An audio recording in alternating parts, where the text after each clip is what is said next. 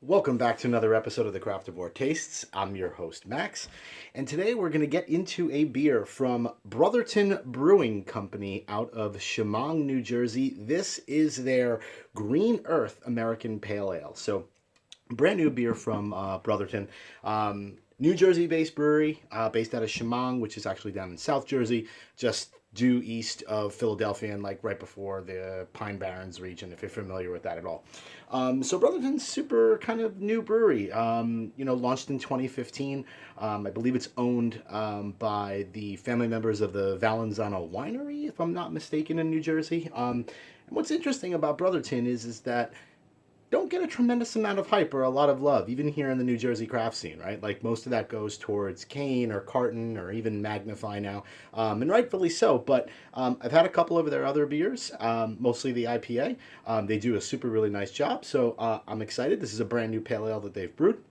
It is brewed with Simcoe and Citra, and I believe the hop, or rather the malt bill, is rye, oats, and Munich. So hoping to get a little bit of spiciness out of that rye.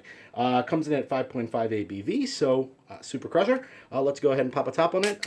We'll give her a little bit of a appearance, then we'll get the aroma, the taste, and then we'll review it. All right, so let's go ahead, give this guy just a super aggressive pour right there for you to be able to kind of see it. Beer looks super good coming out. Very, very carbonated. Tremendous amount. About 2-3 fingers worth of head. Let's put her up to the light. So super nice and hazy. Nothing too crazy. The beers that I've had before from them also kind of follow in that kind of New Englandish style IPA lighter version, right? So not crazy turbid, but super nice and hazy. Beer looks really, really good. Again, you got some nice kind of rocky head going on there. Almost 2 fingers there with a little bit of head that's hanging around a bit. All right, so it looks great. Let's go ahead and give ourselves an aroma.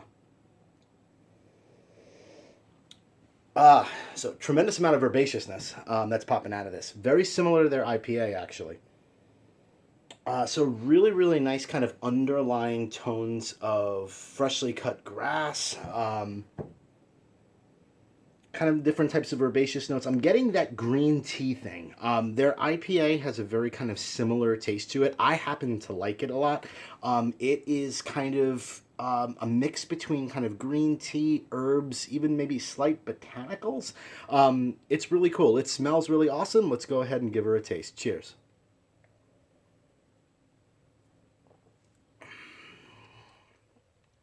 Really, really nice. Follows through. That herbaceousness actually follows through in the taste as well. Um, Obviously, at 5.5%, it's a pale ale, right? So that mouthfeel is going to be a little bit lighter. It's an easy drinker. Down in the back end, I'm getting a little bit of kind of citrus pop. But mostly, again, it's kind of dominated by those herbaceous notes. But it is very, very good. I mean, I could see myself sitting back, kind of crushing a bunch of these during, the summertime. Very kind of easy drinker. Light. It is crisp. Again, it's kind of hazy and goes alongside of that kind of New England style IPA, but it's clean. It is kind of like it is super super clean, which is really really nice. Go back in for another sip. Yeah, definitely get a nice again. Not to kind of keep on mentioning it, but very kind of big kind of herbaceous notes, green tea, fresh cut grass, things of that nature. Not getting a tremendous amount more there on the beer. It's kind of a little bit more, or it's a little bit one note, but that's perfectly fine. At the end of the day, these guys are kind of beginning distribution. I'm able to kind of get them a little bit where I am in northern New Jersey in 4-pack cans, not really all that often. But if you come across any of their beers, seek it out and actually pick one up. Price is actually not too bad on this whatsoever. I think it was under $12 for the 4-pack, so nothing too crazy in terms of cost. And I think Brotherton's doing super really nice things. So for a rating, let's go ahead and give this one.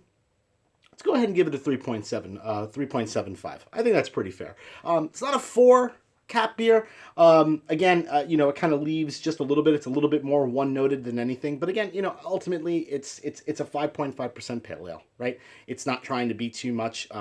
It's just kind of doing its thing. It's super fresh. It tastes really nice.